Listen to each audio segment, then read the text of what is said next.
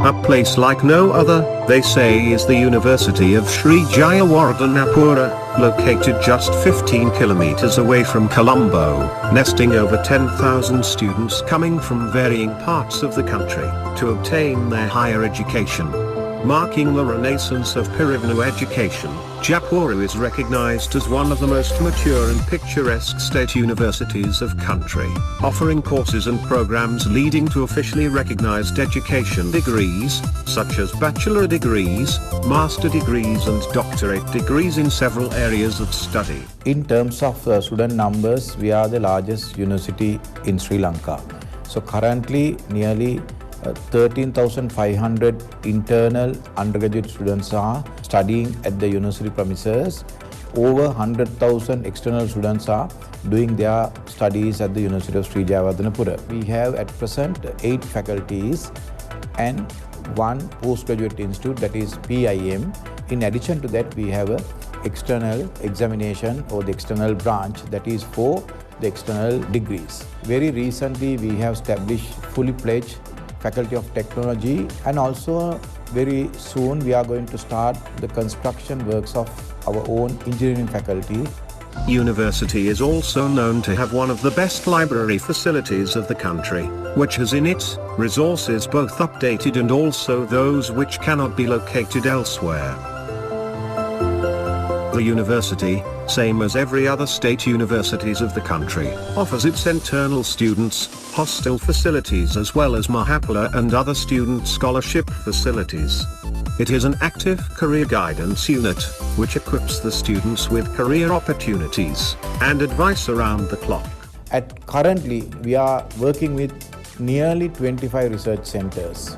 So therefore, especially with respect to the world ranking and the country ranking, we really want to expand the research culture at the University of Sri Jayawardenapura. So therefore, we are thinking to establish more research centers within next 2-3 years. In addition to that, now we have a very strong University Business Linkage cell, UBL cell. So we have already established that particular cell in a different location. And with this, we are looking for more industrial collaboration during next few years. And also we have established Invention and Innovation and Venture Creation Council. We are helping our lecturers or this academic staff as well as the students to have new innovations and inventions. So we are giving some grants. We are really looking to improve our world ranking and the country ranking positions.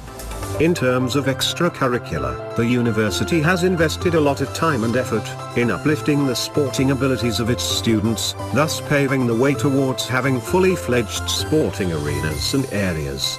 Results of this commitment, by both the administration, and especially the sportsmen and women, have been seen throughout the past years, in terms of emerging champions in Sri Lanka University Games.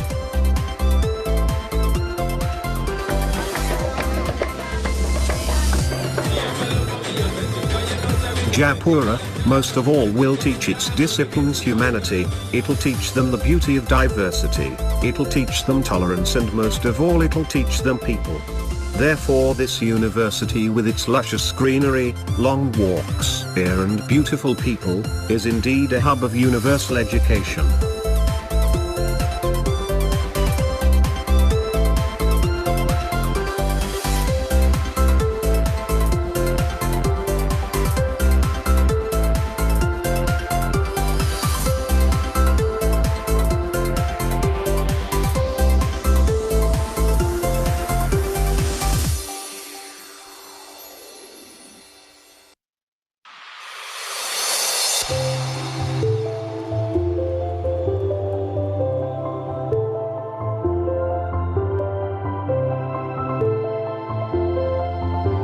A place like no other, they say, is the University of Sri Jayawardenapura, located just 15 kilometers away from Colombo, nesting over 10,000 students coming from varying parts of the country to obtain their higher education. Marking the renaissance of Pirivanu education, Japura is recognized as one of the most mature and picturesque state universities of country, offering courses and programs leading to officially recognized education degrees, such as bachelor degrees, master degrees and doctorate degrees in several areas of study. In terms of student numbers, we are the largest university in Sri Lanka. So currently, nearly 13,500 internal undergraduate students are studying at the university premises. Over 100,000 external students are doing their studies at the University of Sri Jayawardhanapura. We have at present 8 faculties and 1 postgraduate institute, that is PIM. In addition to that, we have an external examination or the external branch, that is for the external degrees. Very recently, we have established fully pledged Faculty of Technology, and also very soon we are going to start the construction works of our own engineering faculty. University is also known to have one of the best library facilities of the country, which has in it resources both updated and also those which cannot be located elsewhere. The university, same as every other state universities of the country, offers its internal students hostel facilities as well as Mahapala and other student scholarship facilities. It is an active career guidance unit, which equips the students with career opportunities and advice around the clock. Currently, we are working with nearly 25 research centers. So therefore, especially with respect to the world ranking and the country ranking, we really want to expand the research culture at the University of Sri Jayawardhanapura. So therefore, we are thinking to establish more research centers within next 2-3 years. In addition to that, now we have a very strong University Business Linkage cell, UBL cell. So we have already established that particular cell in a different location. And with this, we are looking for more industrial collaboration during next few years. And also we have established Invention and Innovation and Venture Creation Council. We are helping our lecturers or this academic staff as well as the students to have new innovations and inventions. So we are giving some grants. We are really looking to improve our world ranking and the country ranking positions. In terms of extracurricular, the university has invested a lot of time and effort in uplifting the sporting abilities of its students, thus paving the way towards having fully fledged sporting arenas and areas. Results of this commitment, by both the administration, and especially the sportsmen and women have been seen throughout the past years, in terms of emerging champions in Sri Lanka University Games.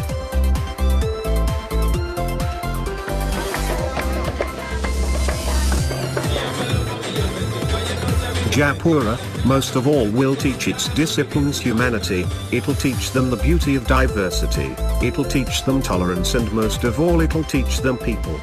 Therefore this university with its luscious greenery, long walks, air and beautiful people, is indeed a hub of universal education.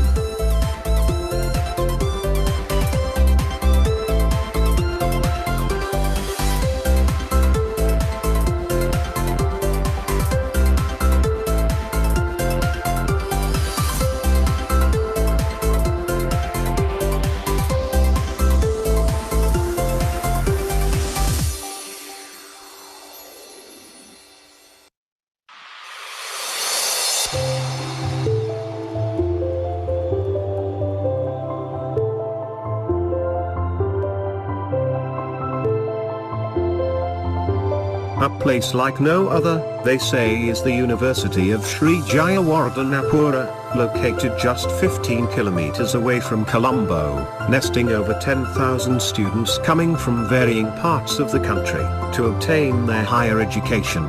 Marking the renaissance of Pirivanu education, Japura is recognized as one of the most mature and picturesque state universities of country, offering courses and programs leading to officially recognized education degrees, such as bachelor degrees, master degrees and doctorate degrees in several areas of study. In terms of student numbers, we are the largest university in Sri Lanka.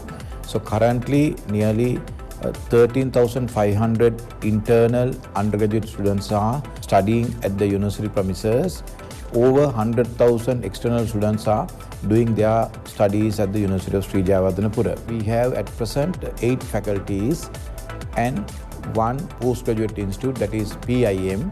In addition to that, we have a external examination or the external branch, that is for the external degrees. Very recently, we have established fully pledged Faculty of Technology, and also very soon we are going to start the construction works of our own engineering faculty.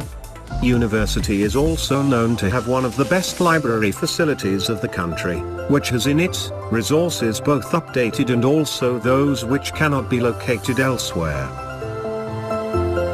The university, same as every other state universities of the country, offers its internal students hostel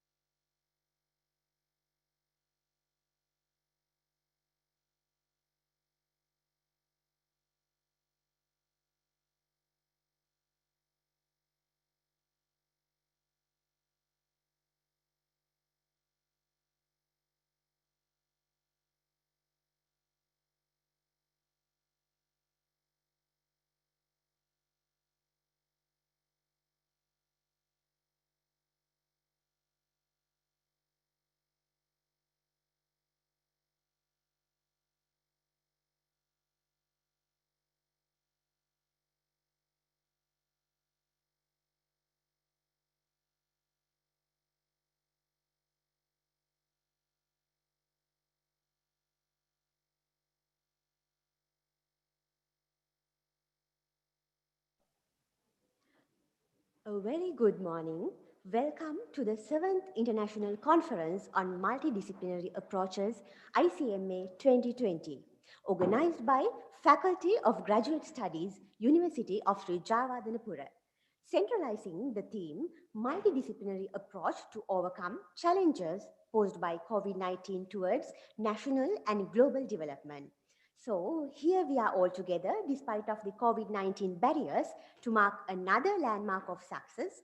In fact, this is the first ever virtual international conference led by the Faculty of Graduate Studies, University of Sri Jayawardenepura. Due to the ongoing pandemic situation, we have restricted the physical participants to this inauguration ceremony. However, more than 100 participants, including our valuable authors and presenters, are joined here today virtually via Zoom technology. We again warmly welcome all our physical and virtual participants to this event. Light is a symbol of brightness and prosperity. With the beautiful blessings that this milestone will be succeeded with success to its cause, let's now officially commence the symposium by lighting the traditional oil lamp, keeping up with our profound traditions of Sri Lanka. For that, I cordially invite the honorable guests who graced us with their presence today.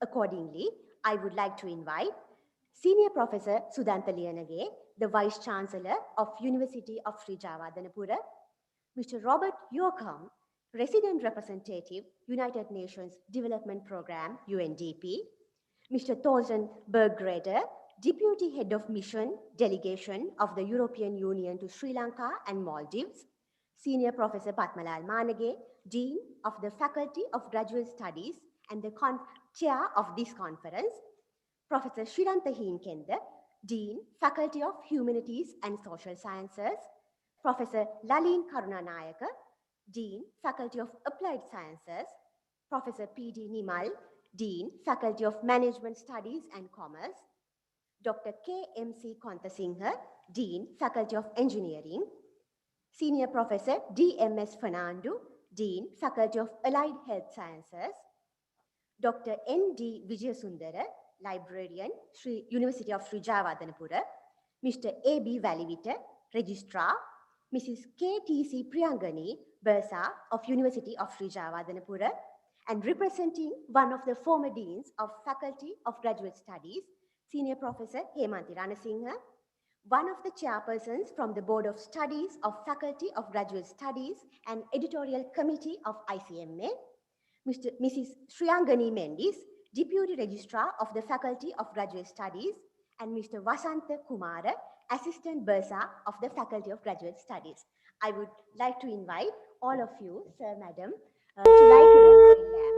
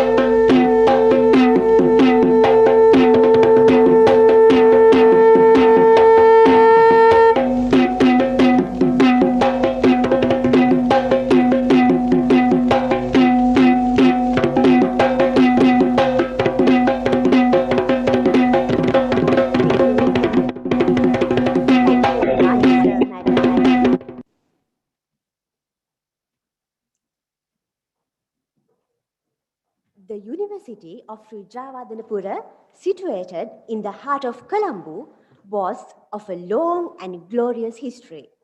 Having been established in the 1959 at Gangodavilla, its roots can be traced back to the Vidyodaya Pirivena, established in 1873 by our founding father, Most Venerable Hikkaduwe Sri Sumangala Thero at Maliga Kanda.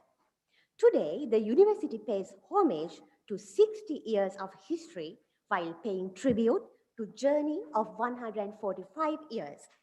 Since 1959, we, the University of Sri Jayawardenepura, have prospered immense amount of lives through education. As our motto says, we believe Vichya Uppattang Setta, meaning among all that rise, knowledge is the greatest. Let's rise for the university anthem.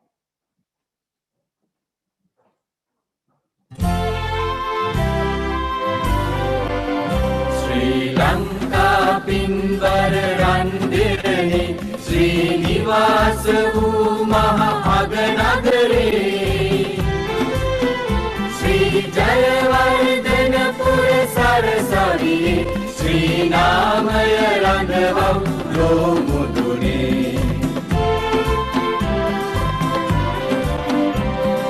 Hikkaduwe Siri Sumagul Samidun Velivitiye Sorat Bandhu Yatindun Hikala Vidyodaya Vidubimadun Eliyen Divi Magasarasau Sri Lanka Pinwar Randirani Srinivasa Maha Aganagare Sri Jayawardenepura Sarasavi Sri Namaya Randava Lomudune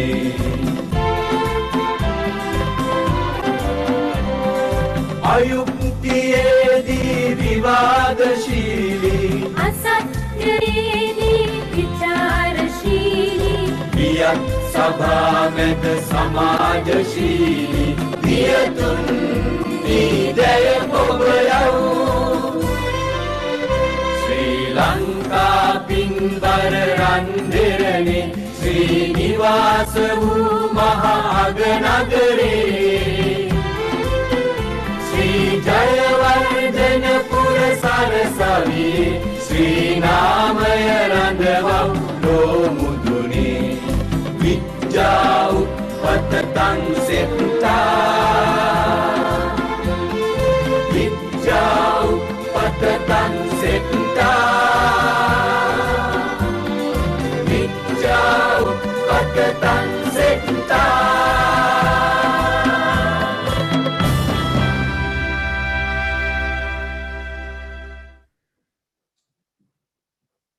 Thank you very much. Behind every achievement, there is always a pillar of strength. He is our guidance and the motivation who silently and serenely counsel us to the victory. As one of the co-chairs of the Research Council, he has contributed a yeoman service towards research culture in the University of Sri Jayawardenepura. I would like to invite our visionary, mentor, and our pillar of great strength, the chair of this international conference, the Dean, Faculty of Graduate Studies, University of Sri Jayawardenepura, the Director, Center for Water Quality and Algae Research, the co-chair of the Research Council, University of Sri Jayawardenepura, a board member of National Science Foundation, Honorary Fellow, Robert Gordon University, United Kingdom, Senior Professor Patmalal Manage, to deliver the welcome speech.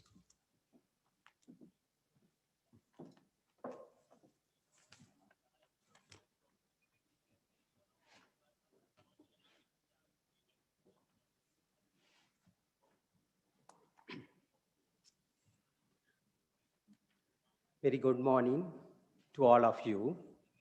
As the Dean, Faculty of Graduate Studies, University of Sri Jayawardenepura, and the chair of the organizing committee of the 7th International Conference on Multidisciplinary Approaches 2020, It is my immense pleasure to welcome all you to the conference. First and foremost, so let me welcome the Maha Sangha for gracing the conference and providing us always the necessary blessings to continue our academic activities successfully. Then with the heartiest appreciation, let me welcome Senior Professor Sudanta Liyanage, the Chief Guest of the conference and Vice Chancellor, University of Sri Jayawardenepura, for this international conference. His far-reaching vision to generous support immensely helped in organizing this conference. Based on his philosophy, he has always encouraged us collaboration, international collaboration, and multidisciplinary research.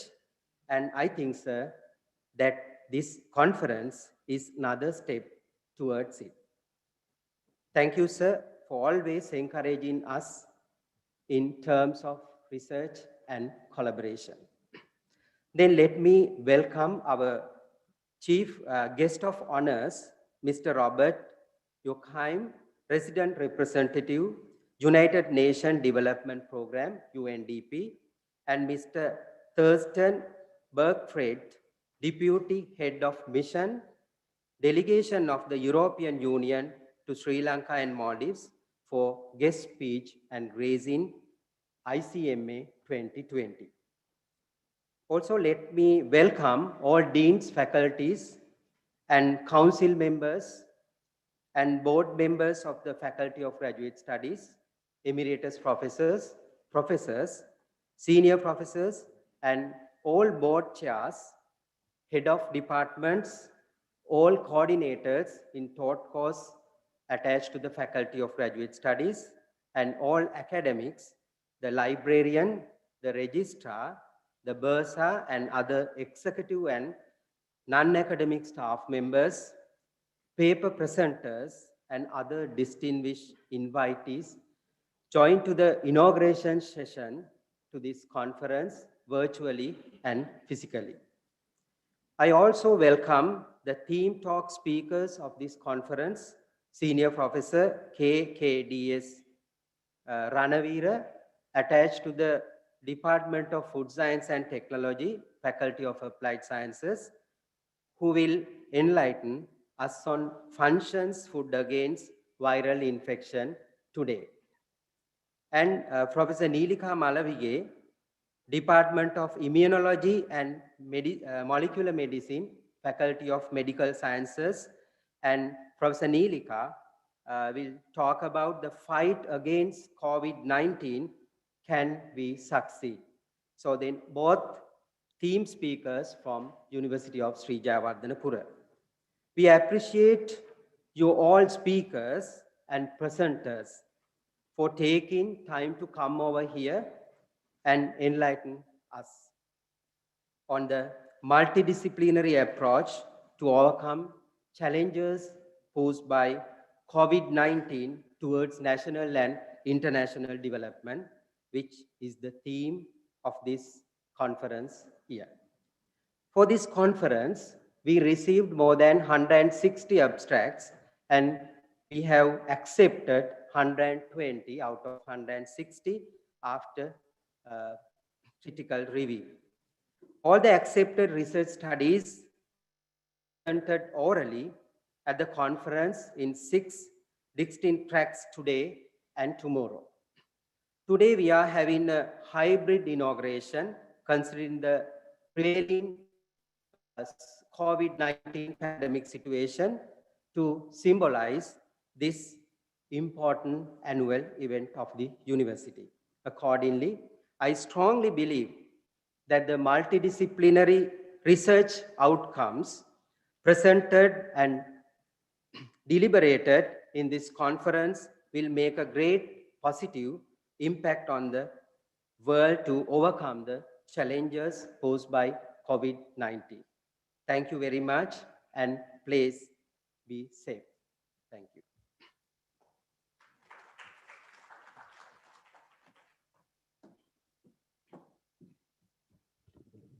Thank you very much, sir.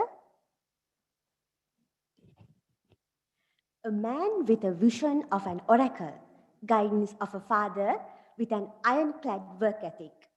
His immense contribution towards research and academic development has acted as a catalyst of many success stories. In 2010, he became the first alumnus dean of the Faculty of Applied Sciences in the University of Sri Jayawardenepura and had been re-elected for 3 consecutive terms. He pioneered Sisi Arundhati, the art celebration in the Faculty of Applied Sciences, as well as the library project, which aims to build 1 facilitated library every year in a rural school in our country. He was also elected as a second dean of Sri Lanka's first Faculty of Technology at the University of Sri Jayawardenepura. He is a popular lecturer in chemistry and has written many chemistry textbooks in both Sinhala and English languages, and almost all science A-level students are referring to his book in inorganic chemistry. Recently, he was appointed as member of the Presidential Task Force on Education Reforms by His Excellency, the President. Being a versatile leader who has earned the respect of the society and the university community from the lowest to the highest of the hierarchy, this commander is taking the University of Sri Jayawardenepura to a new paradigm. Ladies and gentlemen, please welcome Senior Professor Sudanta Liyanage, the Vice Chancellor of the University of Sri Jayawardenepura, to deliver a speech.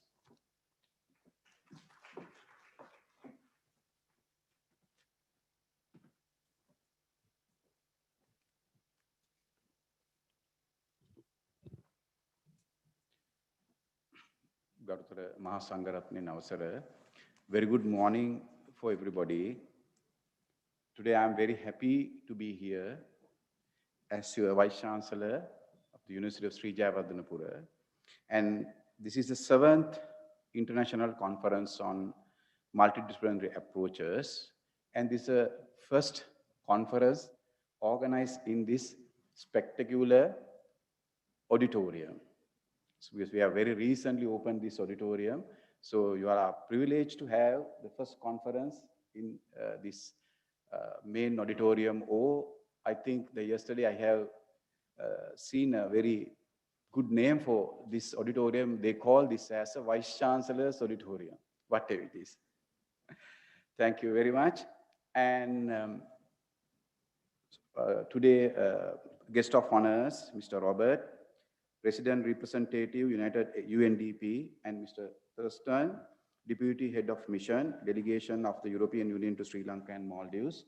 Thank you very much, sir, being with us.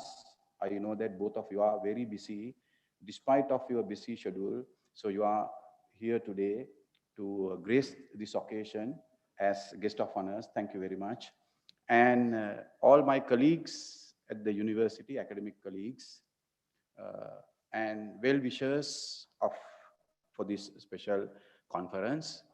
As a Vice Chancellor, I am very happy to see there are more than 100 abstracts, so these scientific readings are going to take up during today and tomorrow.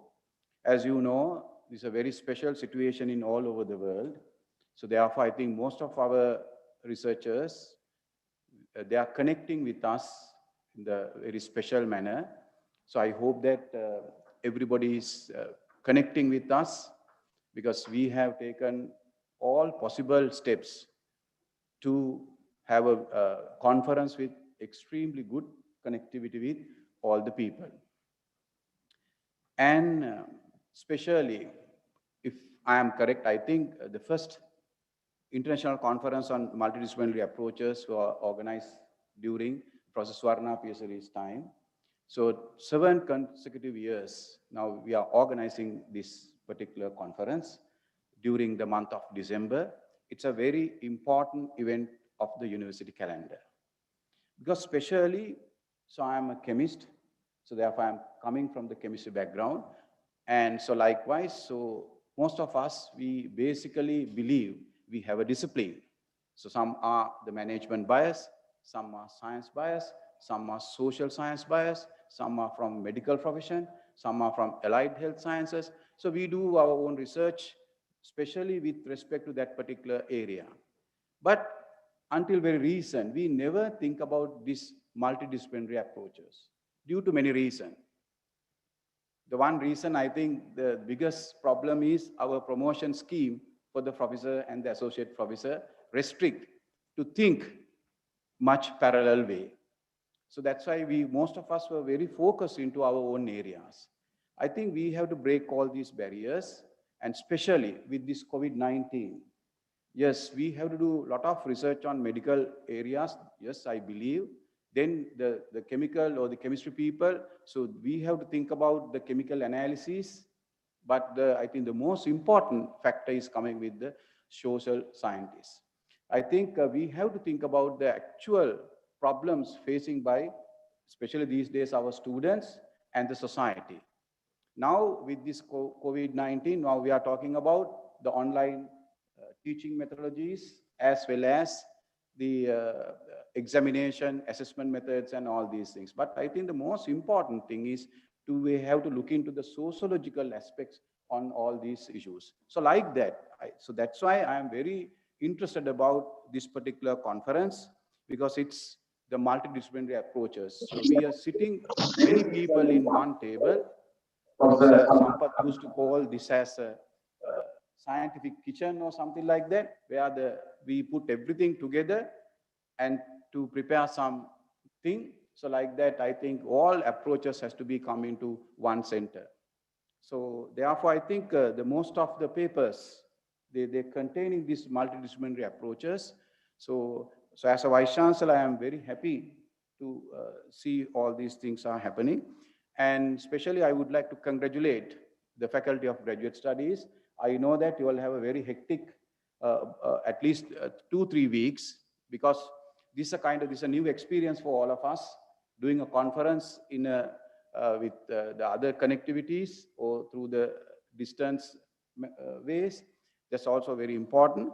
Somehow, I think we have basically faced all these challenges. I think today we are basically having a fantastic conference.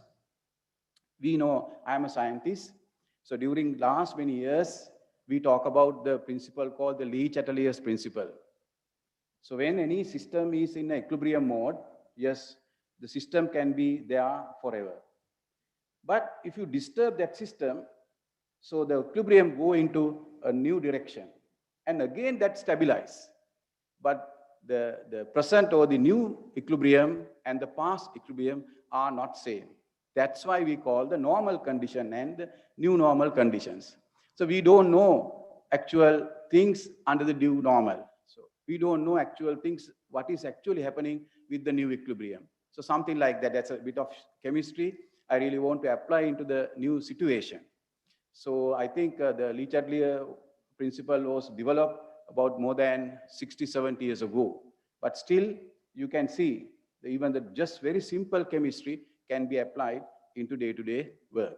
So anyway, with this COVID-19 pandemic thing, so educating all of us to do many things in a very much different way.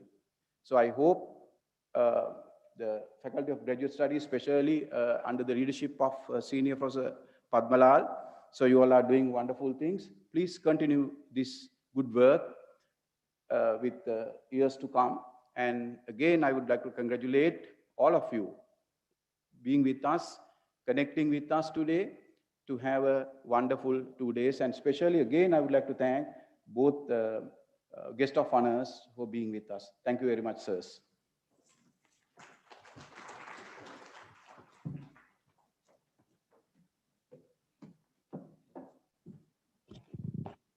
Thank you very much, sir.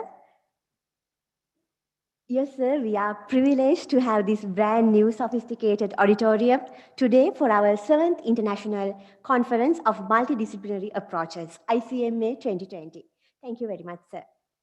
Well, now it's a time for the honorary speech of the 7th International Conference of Multidisciplinary Approaches 2020. Today, we are fortunate to have 2 honorary speeches for this international conference. Mr. Robert Yorkham, He's a national of Estonia, but a person who is belong to the whole world. Currently working as a resident representative, United Nations Development Programme, UNDP, since 2019, Mr. Yorkham has been instrumental in shaping policy and programming for advocacy and strategic partnerships, particularly in Asia and Europe. During his close to 30 years of experience in international development, Mr. Yorkham has served in the Asia-Pacific region for over 10 years as a Deputy Country Director for UNDP Bangladesh.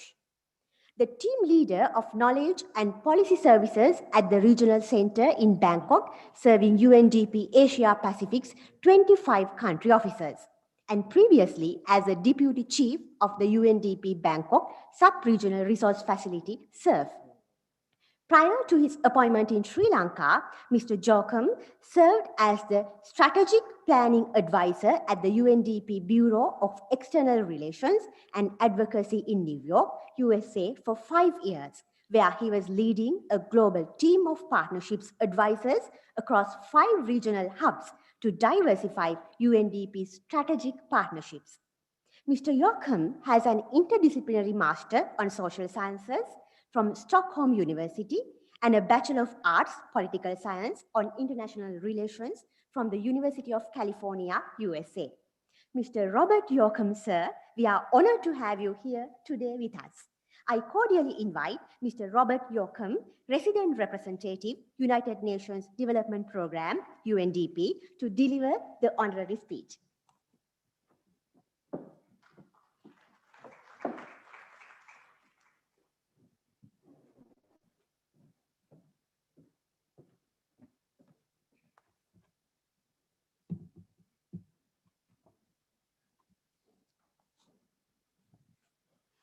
Greetings, Ayubowan, Manakam, Assalamu alaikum. Good morning, everyone online and on site. Let me begin first by recognizing and expressing my sincere appreciation to Senior Professor Lianaga, the Vice Chancellor, and also to Professor Patmalal. I'm really pleased also to note the presence of my colleague Torsten from the delegation of the European Union. Esteemed academics, university officials, ladies and gentlemen, I must say first that it's wonderful to be in this university setting, a beautiful campus that we saw when we drove in, and really to be together with academics and thinkers and promoters of knowledge and knowledge generation. It's a place to take inspiration. And when I thought about the theme of this conference, the multidisciplinary approaches, then I thought what a perfect alignment with the United Nations Sustainable Development Goals. And I'll be talking a little bit about that as we proceed through my remarks. But this is a place where the natural sciences, social sciences, humanities all come together. And it's that sort of approach that is required for us to create a future that is acceptable for the human race.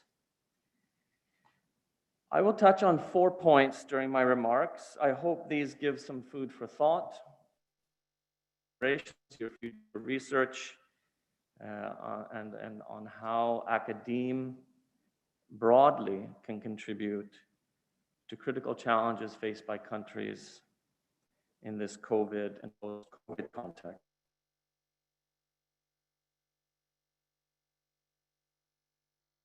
Experiences from UNDP's global and local presence. I will have a slight bias and interest in Sri Lanka, given that that's where I'm based and with you here today. And as I said, I hope these will provide some fodder for you, no matter where you are connecting to this conference, whether in the Vice Chancellor's Hall or online. So let's begin by first taking on the most basic point. Our world will never be the same after COVID-19. COVID-19 will entail and is already entailing many negative consequences, but also some positive influences if we choose the right future paths. COVID has impacted health, education, industries, geopolitical relationships. In general, it's impacted the future of humankind. And the unprecedented nature of the pandemic calls for a very united front to find and implement solutions. COVID recovery is not merely a problem for health experts, but needs inputs of sociologists, anthropologists, engineers, teachers, lawyers, and indeed all disciplines like art and communications for how do we explain to the public how to behave in a safe manner, if not through communication and art. New COVID cases, unfortunately, have not plateaued.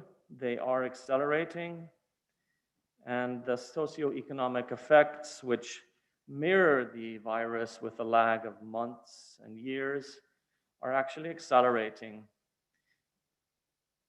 And this is, of course, exacerbating risks to human development. What does the pandemic mean for us here in Sri Lanka? Well, as I said, in addition to the obvious health-related contingencies, serious socioeconomic impacts are being experienced. We know from a survey by ILO and the Ceylon Chamber of Commerce that about 90% of businesses surveyed have shut down or scaled back during the curfews, and some 59% had recently reported in this survey that they had cash reserves of under 3 months.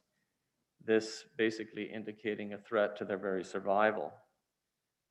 Sri Lanka's tourism industry, which contributed 12.5% of GDP and provided direct and indirect employment to 169,000 and 219,000 people, respectively, in 2018 and 2019, just after, or just as recovery from the Easter Sunday attacks was building momentum, has, of course, suffered a major blow. And just note that the medium and small, small and medium enterprises account for 99.8% of those enterprises and employ 75% of all employment in the enterprise sectors, contributing 52% to GDP. Now, in our estimation at the UN, the country managed to face the first round of the COVID-19 with very stringent disease control methods and successfully. At the same time, we know that the socioeconomic impacts of that first wave negatively influenced the options available to face the second wave, which, and a second socioeconomic wave, which we believe is unfolding. With approximately 60% of those employed being engaged in the informal sector, and about 1.9 million being daily wage earners. This shock has been significant and the wave continues. The biggest exchange earning avenue for Sri Lanka is foreign remittances, and it's this and other sectors, the future of them depends on uncertain factors such as the spread of the pandemic, intensity and efficiency of mitigation measures, degree of supply disruptions, persistence of behavioral changes and other economic patterns that are relevant to both domestic and global economies. And this situation is creating pressure on the labor resource endowment of the country for most affected people. There is either no savings for many or ability to access credit facilities at competitive rates is quite constrained.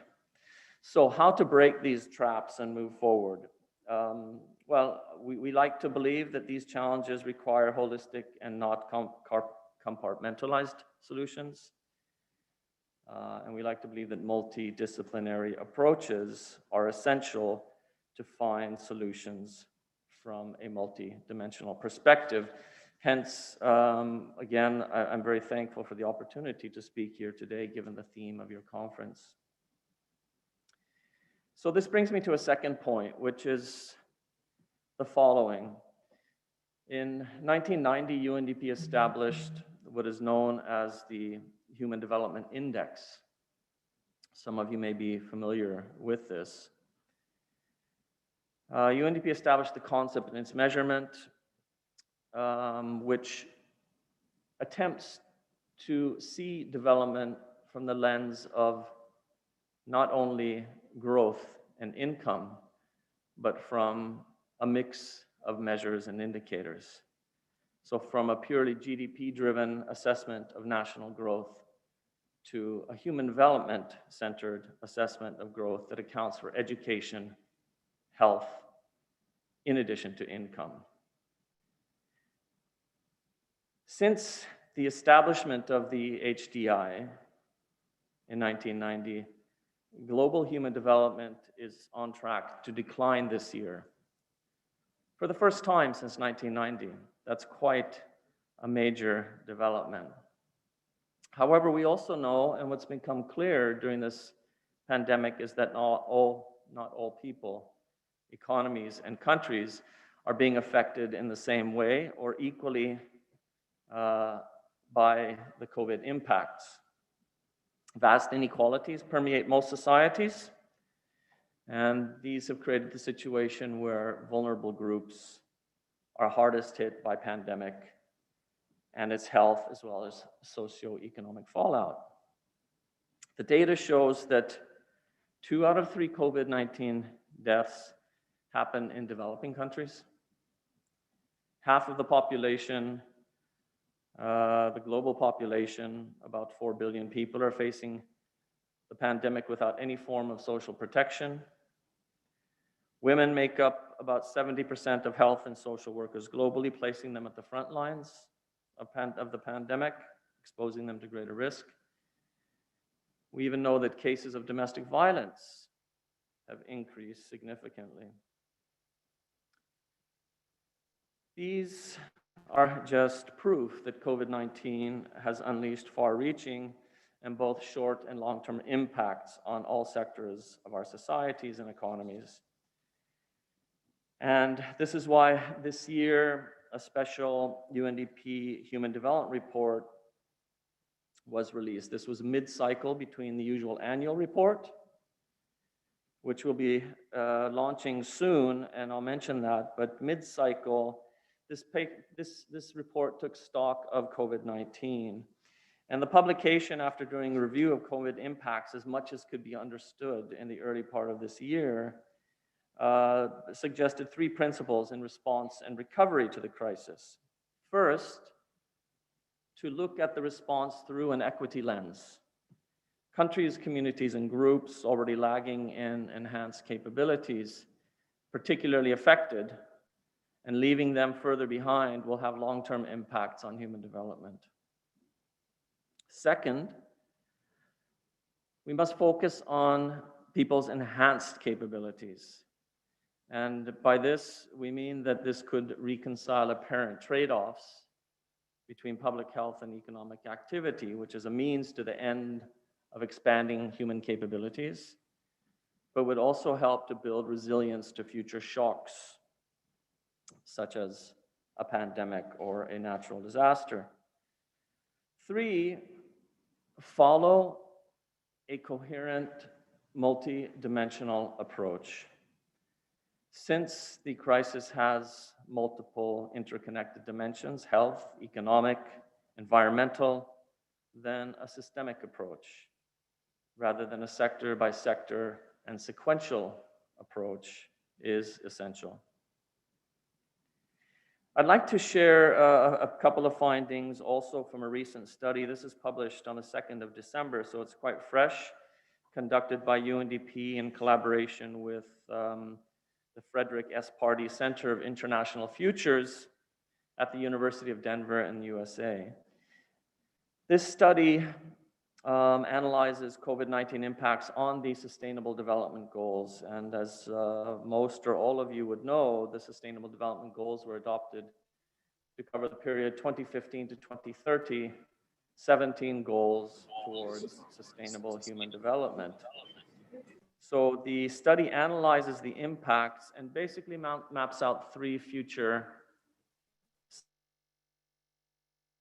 that assess the potential for recovery between 2030 and 2050. The first scenario is based on current mortality rates and the most recent growth projections by the International Monetary Fund. It predicts that 44 million more people will be living in extreme poverty by 2030, compared to the development trajectory the world was on before the pandemic, which was to accelerate progress to the SDGs. We're looking at a reversal of progress. The second scenario adds a kind of high damage element recovery to the baseline. And it sets out that protracted recovery could push an additional 207 million people into extreme poverty, bringing then the total number of extremely poor people in the world above 1 billion by 2030, a reversal again. And this is based on a situation where 80% of the COVID-induced economic crisis persists, where in 10 years' time, due to loss in productivity and preventing a full recovery to the trajectory seen before the pandemic. The third scenario, however, is more hopeful, reflecting that COVID-19 is potentially a tipping point, and that decisions taken today could take the world in very different directions. According to the authors, an ambitious but feasible set of SDG-driven investments over the next decade in social protection, in governance, in digitalization, in green economy could lift an additional 146 million people out of extreme poverty by 2030 compared to the baseline. These global findings, both that I mentioned, are really a cry for better understanding the situations in people, the situations that people and households face. They're a timely reminder to us, reinforcing the need to understand the multidimensionality of poverty, not just an income, a matter of income. And these factors led us to also launch this year in November a global multidimensional poverty report. This is also done in support of efforts to introduce a multidimensional poverty index in Sri Lanka. And we believe that with an MPI, which looks at poverty not just from the income lens, but deprivations in education or health or otherwise, that with such an MPI, that the government of Sri Lanka, all stakeholders, would make better informed decisions when it comes to designing recovery approaches and future development based on the vistas policy of the current government. So, to this end, I really call on the researchers and students and wider academia here to harness your power, to unfold and try to understand better the current situations of the multidimensionality of poverty, of vulnerabilities, of inequalities exacerbated due to COVID-19. Keep the focus on those that need attention so that this can inform the policymaking agenda in Sri Lanka.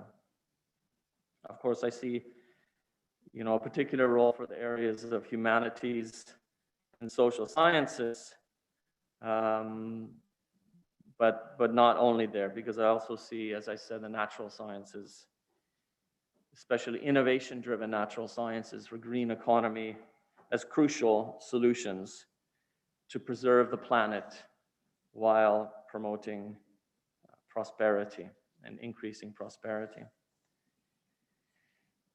Third point, in UNDP, we talk of the need to address the socioeconomic impacts by what we call building forward better.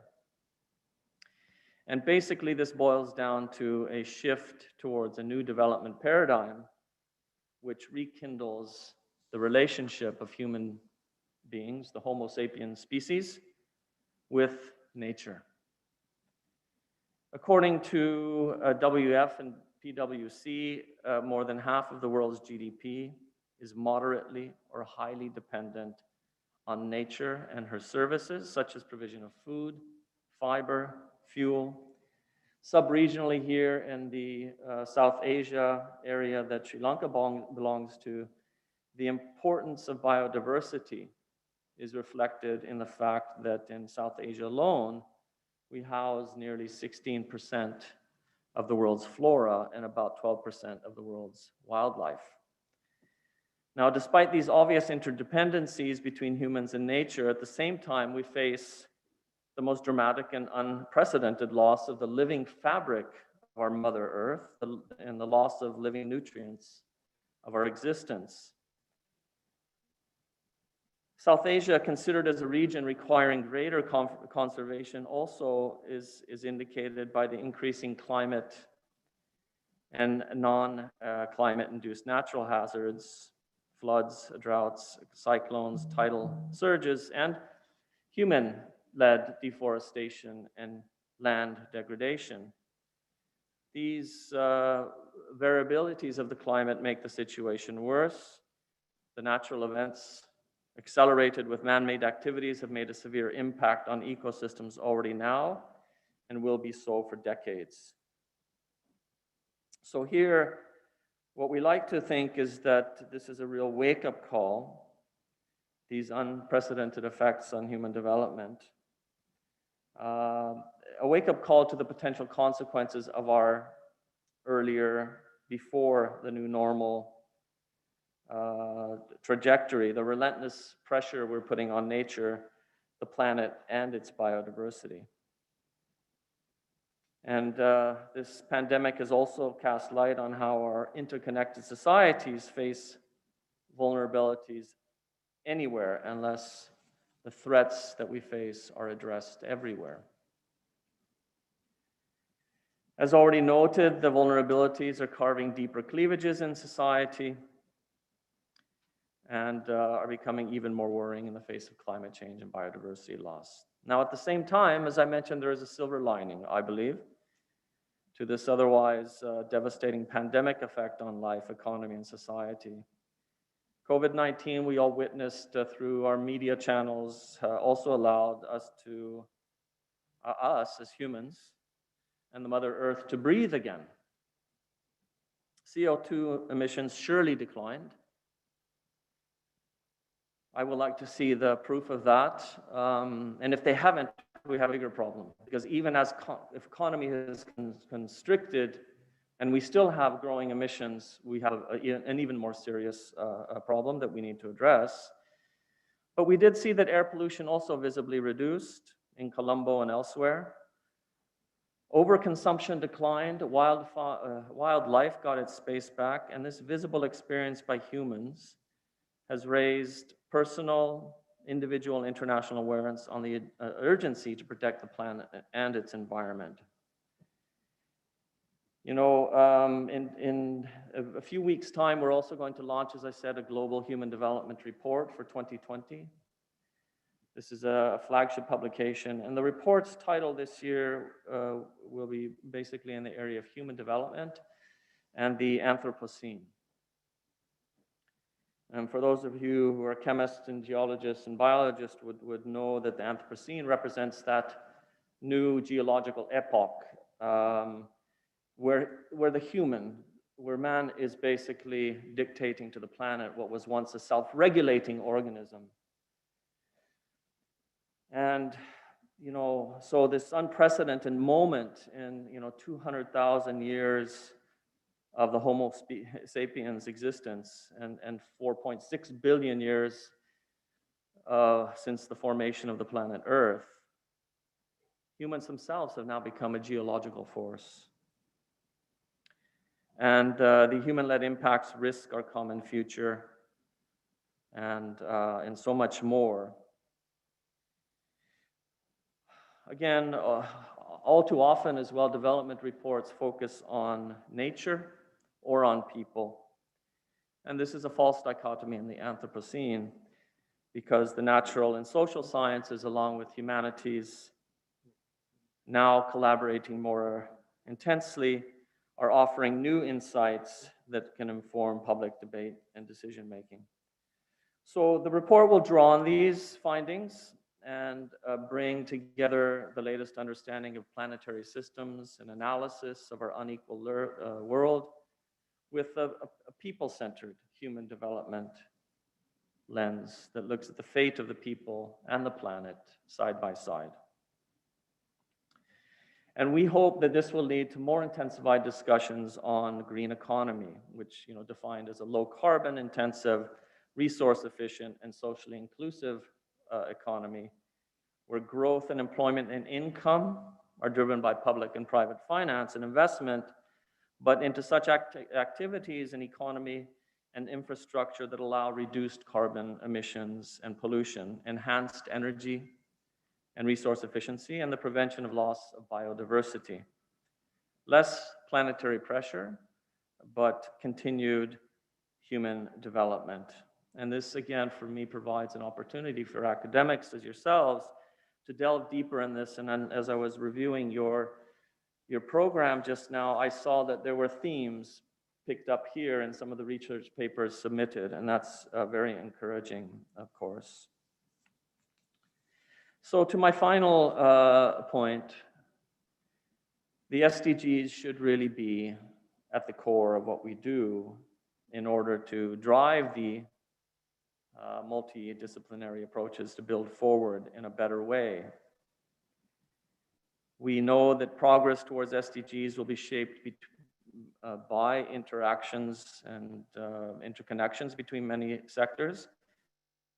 If we do it in the right way, we can reset towards an accelerated sustainable development pathway.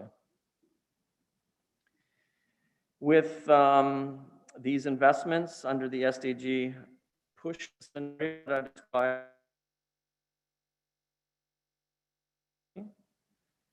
by 146 million, and we can narrow the gender gap, lifting 74 million women out of poverty.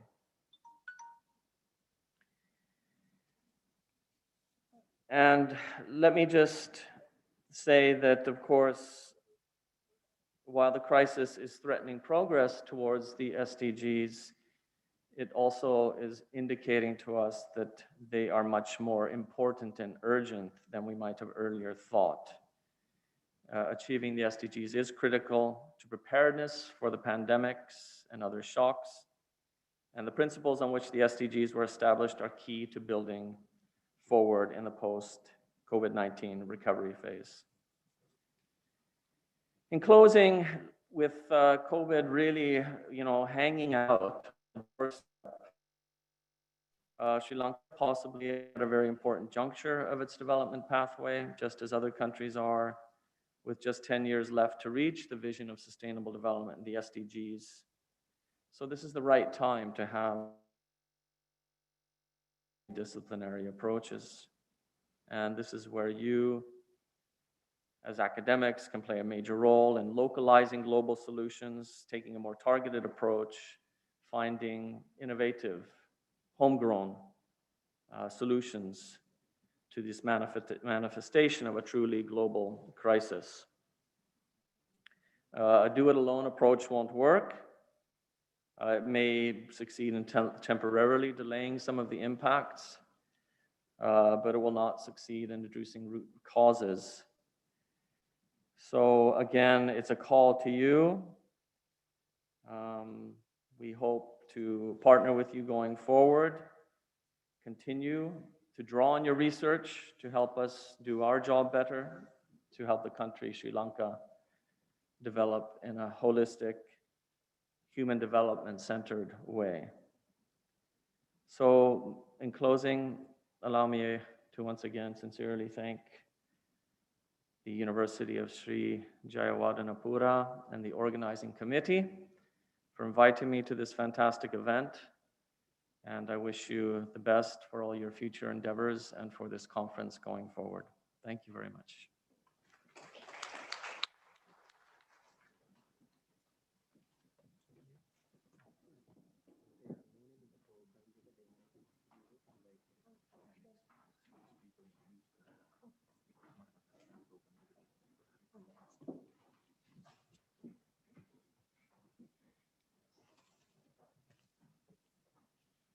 Thank you very much, sir, for your enlightening remarks on COVID-19 pandemic impacted world and possible solutions. As you, sir, and our conference theme suggest, a multidisciplinary approach is needed to overcome challenges posed by COVID-19 towards national and global development, to let our Mother Earth to breathe again. So this is the right time to have the conversation. Thank you very much, sir, again.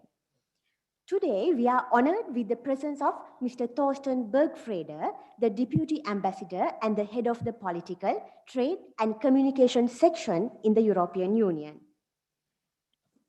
Mr. Bergfreder is an expert of political affairs, development and conflict prevention. So now we would like to hand over the tokens of appreciation. Sri Lankan culture is very rich with paying gratitude. Accordingly, it's time to hand over the tokens of appreciation. We would like to mark our gratitude for the great service you've rendered. May I now invite Senior Professor Sudanta Liyanage, the Vice Chancellor of University of Sri Jayewardenepura, to hand over the tokens of appreciation to our honorable guests. Mr. Robert Yorkham, sir, Mr. Thorsten Bergfreder, sir, we cordially invite both of you to accept our modest gift as tokens of our sincere appreciation.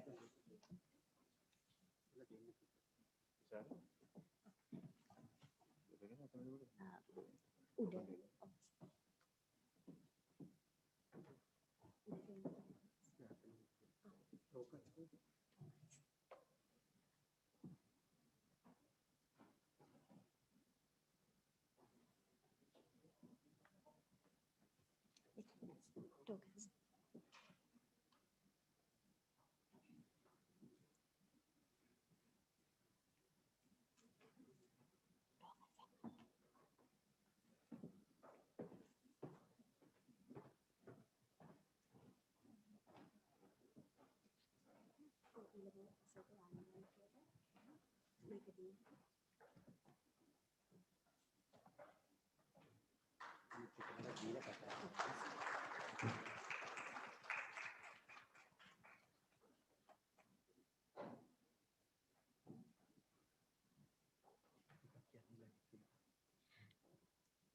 Now it's time to hand over the token to Mr. Thorsten Bergfreder.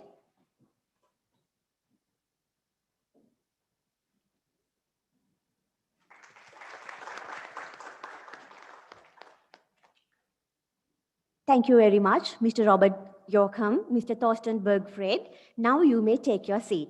VC sir, please remain for a moment.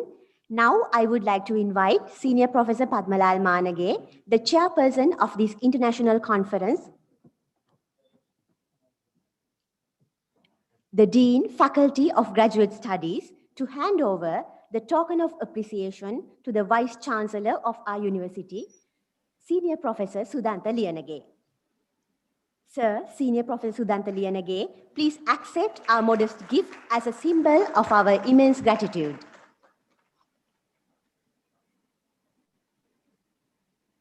Thank you, sir. Now you could take your seat.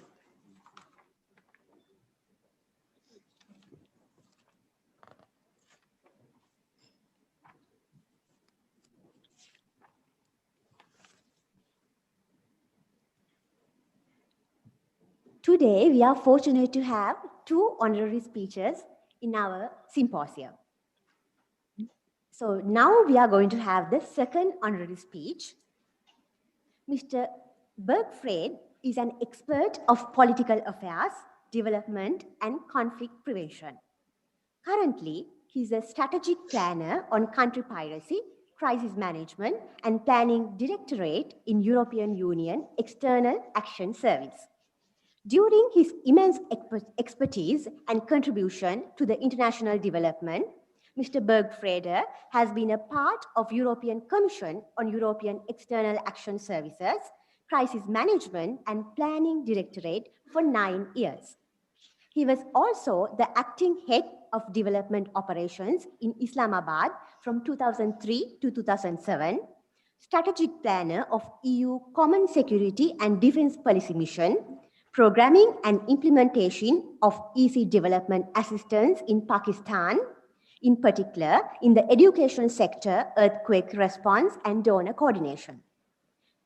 He was the program officer, enterprise development specialist in Moscow from 1998 to 2001, and International Labour Organization program officer from 1997 to 2000. Prior to his appointment to Sri Lanka during his early career, Mr. Thorsten Bergfried served as an associate expert in Geneva from 1997 to 1998 and an European parliamentary assistant in 1995. Mr. Bergfried has a Master of Political Science from Free University in Berlin, Germany, and a Bachelor of Arts, Political Studies from Institute of Political Studies, Paris, France. He is indeed an internationally experienced delegate who has served in many different countries and cultures all around the world. Mr. Thorsten Bergfried, sir, we are honored to have you here today with us. I cordially invite Mr. Thorsten Bergfried, the Deputy Head of Mission Delegation of the European Union to Sri Lanka and Maldives, to deliver the honorary speech.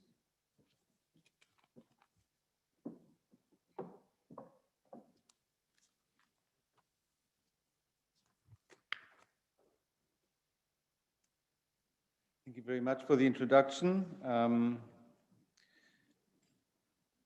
Dear Professor Patmal, Dean, dear Vice Chancellor, and dear Robert, it's good to see you here, and it's a real pleasure and honor that I'm invited to speak here among so many bright people.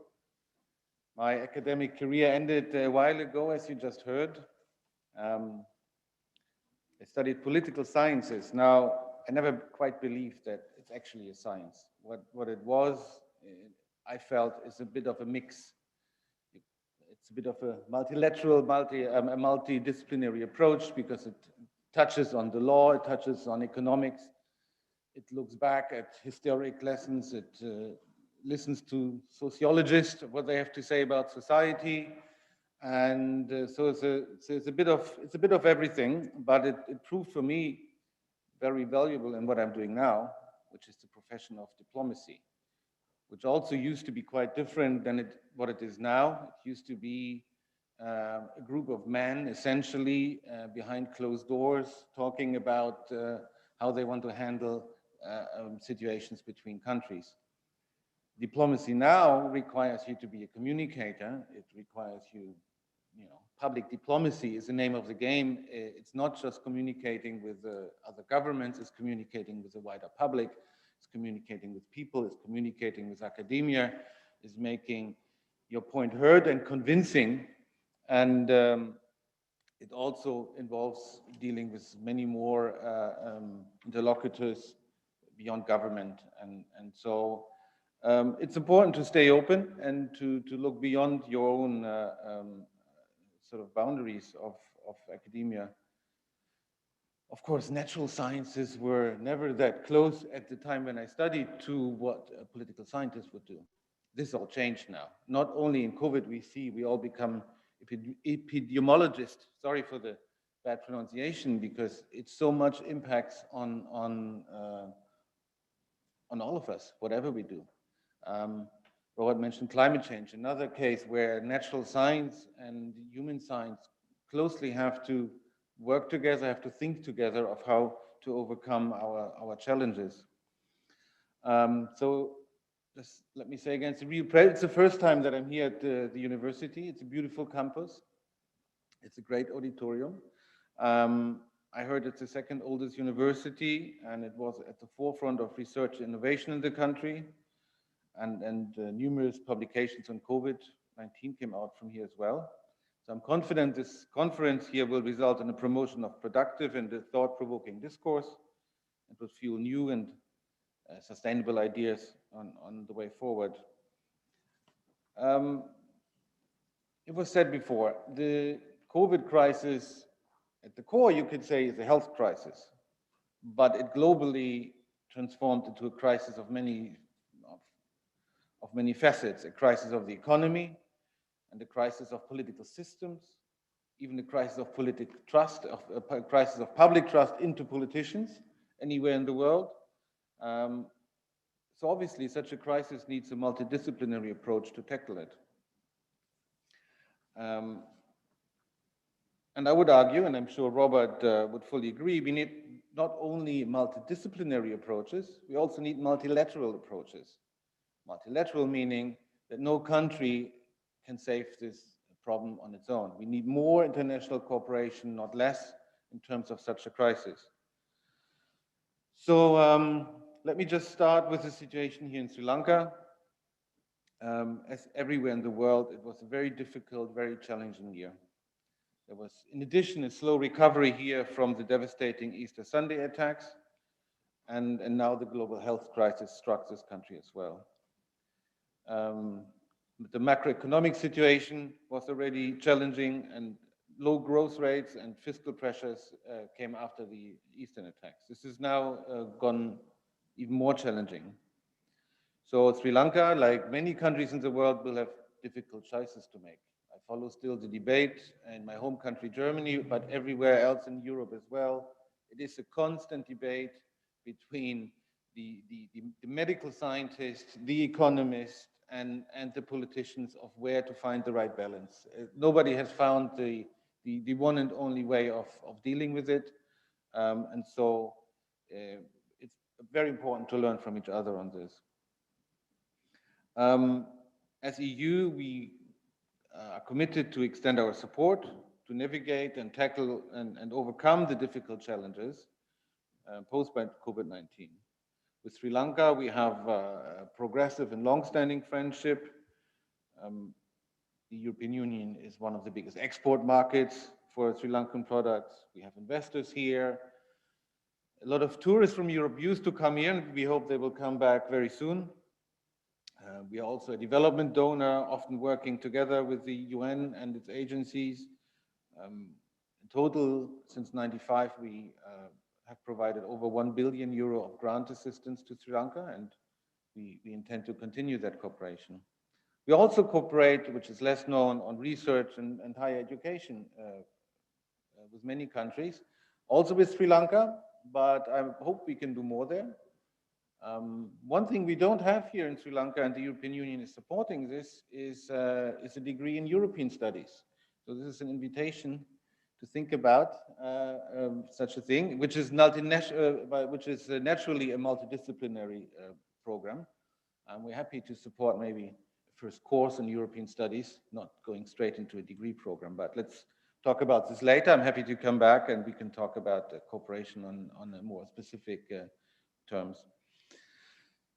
Now, in terms of moving forward for the country and for the world, I might say the importance is on multidisciplinary approaches, intergovernmental coordination, I mentioned it, and global solidarity, which is essential to achieve a sustainable and green recovery from the current pandemic. And this is indeed the main point I want to make today. It's also the key political objective of the European Union as a whole, that after so much loss in economic activity due to COVID, let's try to build back better. Let's try to work on a green recovery. As was mentioned before, in chemical sciences, there is the concept of a new normal, of a new equilibrium, and let's make sure that new balance after rebuilding after the COVID will be a greener one. So while we are grappling with the outbreak of COVID-19 and readily prepared to deal with the long-term impacts of it, the very real threat of climate change, possibly the greatest threat that mankind faces, did not disappear.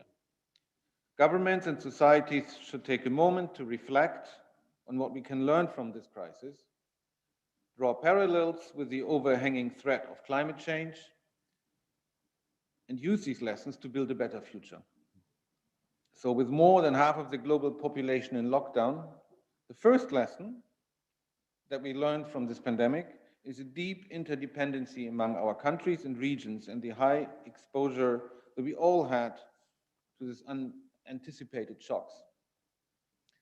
With the virus spreading uncontrollably from continent to continent, it has been those governments that have accepted responsibility for the well-being of their citizens and come out with a clear plan that have weathered the test. And Sri Lanka, I might add, can be proud to fall in that category. The second lesson that we learned is that multilateralism and global solidarity work. Many governments have joined forces to set up coordination and information sharing mechanisms with the WHO at its center. Assistance was mobilized for the most affected and the particularly vulnerable. We also need more of that international cooperation and solidarity, I might add, once vaccines come out, of course. It can't be that those that are richer or more powerful get more and first. It needs to be going first for those who need it most, to have the maximum benefit for the global good. The third lesson is to learn the necessity to accept science and to respond to it. Not so much in Sri Lanka, but in many countries, that was not always the case. Scientists had to struggle to make their voice heard. And lastly, what we also learned from this pandemic is that while the poorest probably were the most vulnerable, we also felt that nobody got spared from this crisis. Everybody got affected. And this is where we come to climate change and environmental degradation. COVID-19 was an exceptionally large human tragedy in 2020. And to be honest, similar outbreaks can be expected at some point in the future. But science tells us that this is just a warning compared to the existential risks for our civilization associated with global warming. And this will get closer in the years to come. Sri Lanka is also extremely vulnerable to climate change. In 2019 was ranked the second most vulnerable country in the German Watch Climate Risk Index. As an island, obviously, also the impact is evident.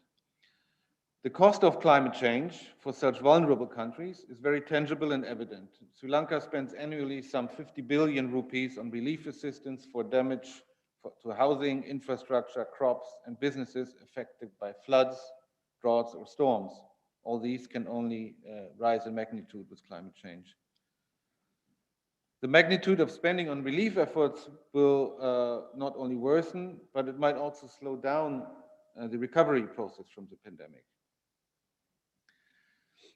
Now, there's also evidence that many new infectious disease outbreaks are increasingly triggered or accentuated by the impact of global warming or by ecosystem degradation. Robert also mentioned the importance of biodiversity. Sri Lanka, one of the most biodiverse countries in the world, probably has a real treasure here. And this is not just for the sake of the beauty of it. There are also real economic there's a real economic importance in biodiversity as well. Healthy natural ecosystems are a prerequisite for continued prosperity, and Sri Lanka is really fortunate to still have quite a lot of these. Now, unaddressed climate change, if the international community fails to bring the increasing greenhouse gas emissions down, and environmental degradation will lead to catastrophic consequences, including making large parts of our planet uninhabitable already in the coming decades. Similar, the growing number of violent weather phenomena will continue to destroy crops, homes and infrastructures, trigger massive wildfires, and induce mass migration. These are ingredients for a very unhealthy world. Global warming is harder to tackle than the COVID-19 pandemic. There will be no vaccine against climate change and its devastating impacts. Flattening the emission curve will only be possible if we take bold and courageous climate action together. The good news is we can do it, and we can, in fact, we must use the economic rebound from COVID-19 to accelerate the transition to a safer, more resilient future. The EU stands ready to engage with partners around the world on ways to direct investment to environmentally sustainable economic activities. For example, there's a project ready to reduce the emission of industrial greenhouses in Sri Lanka and thereby enable the government to achieve its international pledges towards carbon neutrality.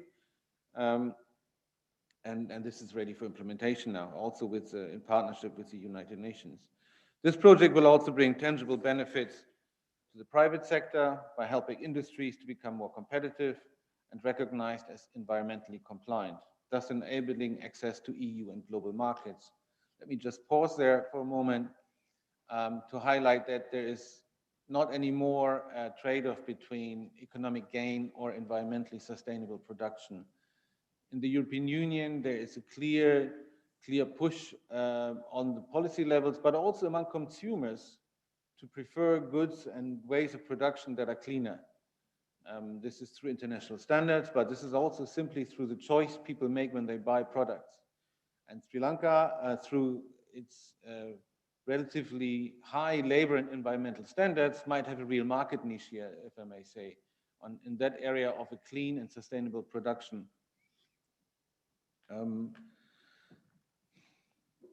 Now, over the next 2 years, governments around the world will seek to spend around 10 trillion euros. I can't even comprehend how many zeros these are, but these are borrowed from future generations.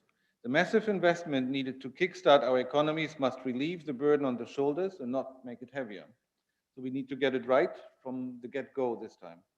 This is why the recovery plan should be designed as a once-in-a-generation opportunity to build back better and to invest in an economy of the 21st century that is not the obsolete carbon economy of the past. So this is where the importance of a multidisciplinary approach kicks in. Beyond implementing large-scale testing to COVID, opening up borders and economies is vital as well. And however, the commitment to achieving sustainable recovery by mitigating climate risk, reduce carbon emissions, and prioritizing the fight against climate change is indispensable.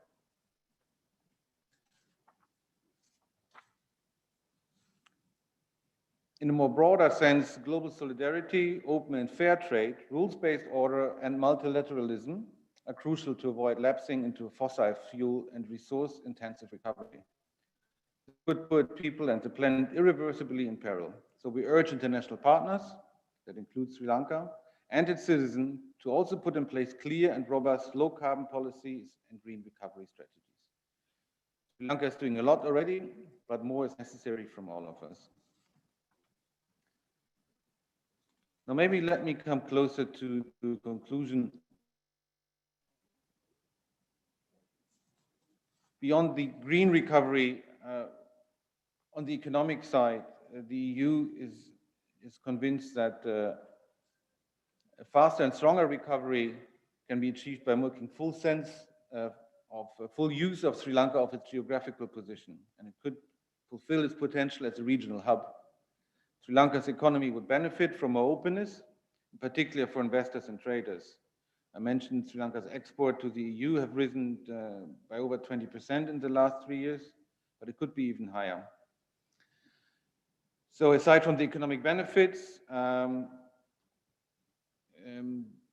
regranting of GSP Plus, our trade scheme with Sri Lanka, has also helped to strengthen EU-Sri Lanka relationship, provides opportunities for important conversation on mutual interests and on shared international commitments. Now, let me come to a conclusion maybe. to say that, to reiterate the support of the European Union towards Sri Lanka during the COVID-19 response, but also beyond. We will stand by you. And we are now already channeling some of our funds to critical sectors to help the health sector, to help communities in the poorer districts.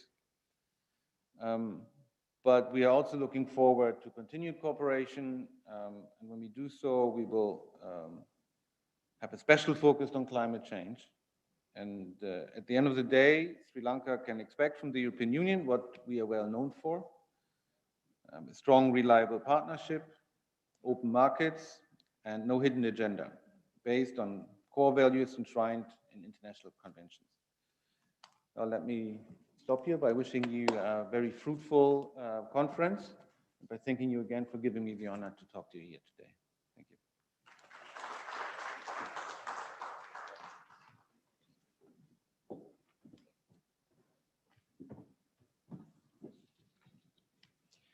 Thank you very much, sir, for your very valuable insights shed on how to build the world better after COVID-19 with a more of a green approach. As you said, let's stay open and look beyond the boundaries with a multidisciplinary and multilateral approach. Thank you very much, sir.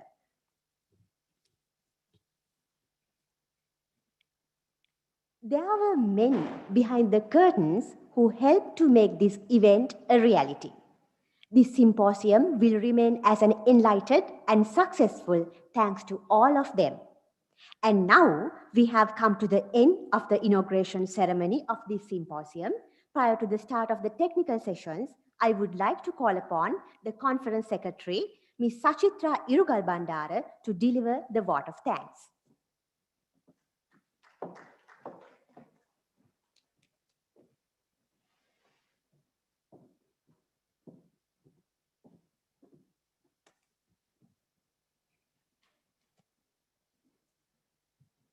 Good morning to all of you. Venerable Mahasangha, our most valued speakers, Mr. Robert Yorkheim and Mr. Thorsten Bergersveit.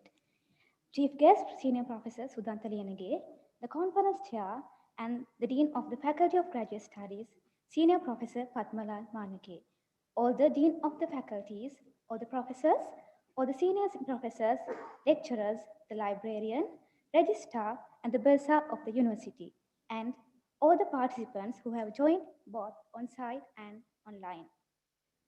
I deem it a great pleasure and a privilege to propose the vote of thanks on this occasion on behalf of the Faculty of Graduate Studies. First and foremost, I wish to extend my gratitude to the honorary speakers, Mr. Robert Yorkheim and Mr. Thorsten Bergersveit. We are humbled by both of your kind gesture in accepting to give these valued speeches despite of your numerous tight schedules. We would like to thank Senior Professor Sudhanta Liyanage, the Vice Chancellor of the University of Sri Jayawardenepura, for accepting our invitation and being the chief guest for the conference. And I take this opportunity to place on record our sincere thanks to Senior Professor Padmalal Manage for the perfect support, leadership, and guidance he has extended to all of us at the 7th ICMA as the conference chair. Thank you very much, sir. And I should thank our resource persons, Senior Professor KKDS Ranavira and Professor Nilika Malavige, who will be joining with us to share their valuable knowledge and findings as per the theme of the conference. Above and beyond, let's not forget the backbone of this conference, the editorial committee of ICMA 2020, including the chairpersons of the Board of Studies of the faculty, for supporting us from the beginning. So, Madam, thank you very much. And I extend my gratitude to the reviewers, language editors, and the session chairs, and all the resource persons for their enormous cooperation throughout this process. And I may like to express my thanks to all the staff members of the Faculty of Graduate Studies, including Ms. Shreyangani Mendis, Deputy Registrar, and Mr. Vasanta Kumara, Senior Assistant Bursar of the faculty. Also, I should mention the COVID Committee of the University, led by Professor Shamini Prathapan and Mr. Asanga Karunaratna, the work engineer of the university and their team, and all the members from the Registrar Office for facilitating us, and also Japura Media team. Thank you very much for putting this event together. And my special thanks goes to all the members from the International Institute of Knowledge Management for partnering with us to provide all the technical support to organize this event. And I cannot thank everyone enough for their involvement and their willingness to take on the completion of tasks beyond their comfort zones to make this event a reality during this pandemic situation. However, conducting this conference would have been impossible without the zealous effort of our organizing committee, who have devoted a lot of time and energy within this short period of time. And my dear team members, thank you very much for your immense support. And last but not least, we thank you all for coming for this event to make this event a success. And all the participants who have joined us virtually, thank you very much. And I would like to request from all of our research presenters that this is our first time that we experience ICMA on an online platform. So we expect that everything will go as expected. But if there are any connectivity issues, please bear with us. And we'll always try to do the best for you. Thank you very much.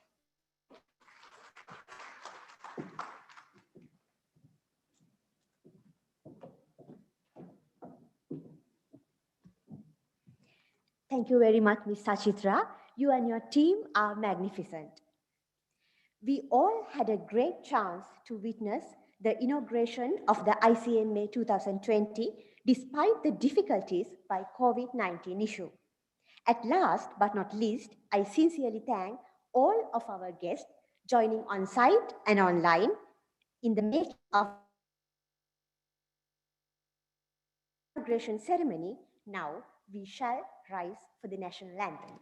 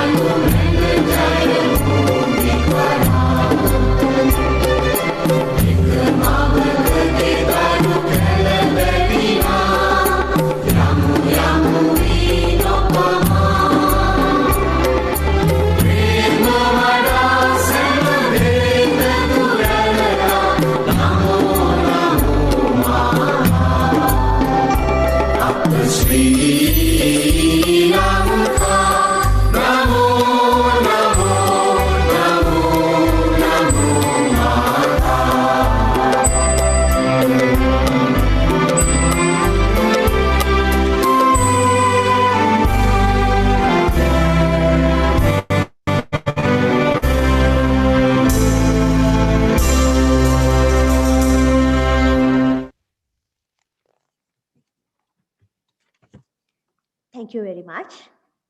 We will be concluding the inauguration of the International Conference of Multidisciplinary Approaches, ICMA 2020 with this.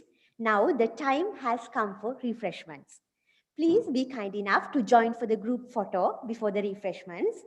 Following the refreshments, we will commence the first technical session from 11 a.m. at the Faculty of Graduate Studies. You can access the details of the technical sessions from our website. This time, all the presentations are carried out virtually and a technical assistance team is ready to assist you throughout this conference. Also, you can view the conference via our website, Facebook, and there is a live YouTube stream as well. All the presentations have been made for you to maximize your experience and hope for a very successful international conference on multidisciplinary approaches 2020. Have a great day.